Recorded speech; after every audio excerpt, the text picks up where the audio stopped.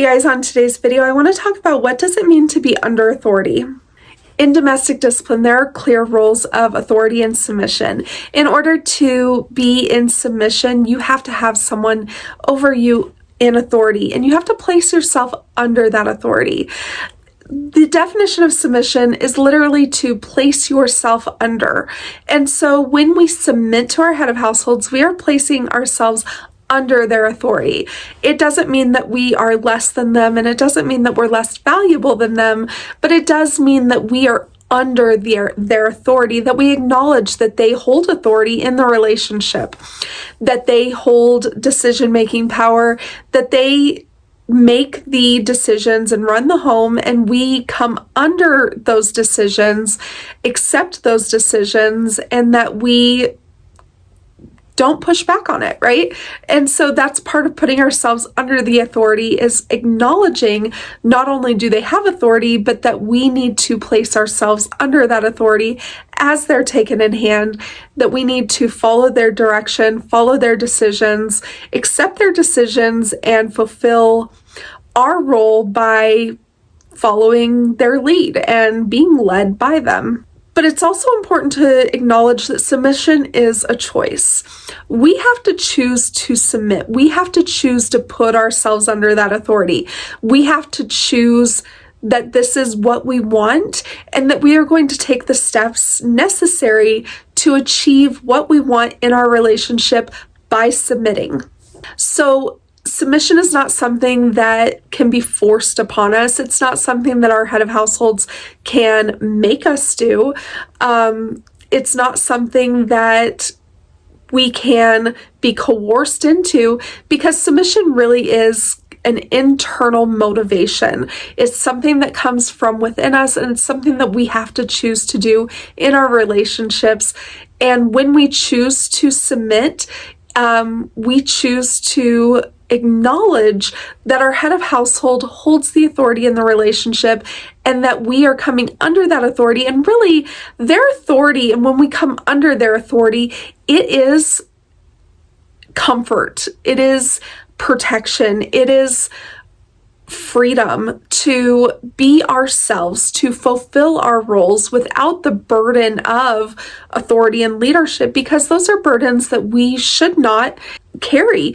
Those are things that we were not designed to carry. Those are things that feel really heavy to us, but to our head of households, because that's within their role, it doesn't feel heavy to them. And so when we place ourselves under their authority, they're protecting us with their authority from the things that we were never meant to carry for in the first place. So in order for us to choose submission, in order for us to come under the authority of our head of household, we have to acknowledge our place in the relationship. We have to acknowledge that we are under that authority, that we are submitting ourselves to our head of household, that we do not make the decisions, that we do not hold the authority, that we do not hold the control in the relationship. And so we have to acknowledge our place in the relationship in order to submit, in order to be under authority. We also have to defer to the decisions of our head of household. When we are under authority, we need to acknowledge, because it's our place, that we don't hold the decision-making power. So when a decision has to be made, we need to defer to our head of households to make that decision. When we defer to our head of households, we acknowledge that they hold that authority and that we are under that authority. And so when we ask for their direction, when we ask for their decisions, when we defer to their leadership, it creates proper order within the relationship.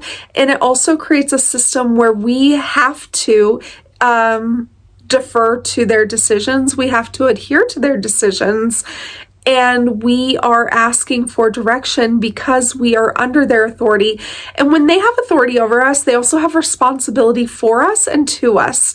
And so because they hold the responsibility as well as the authority, they are responsible to make good decisions. They are responsible to take our needs and our wants into consideration in their decision making, and So when we defer to their decisions, we give them the opportunity to do those things. We also acknowledge that we don't hold control or decision-making power.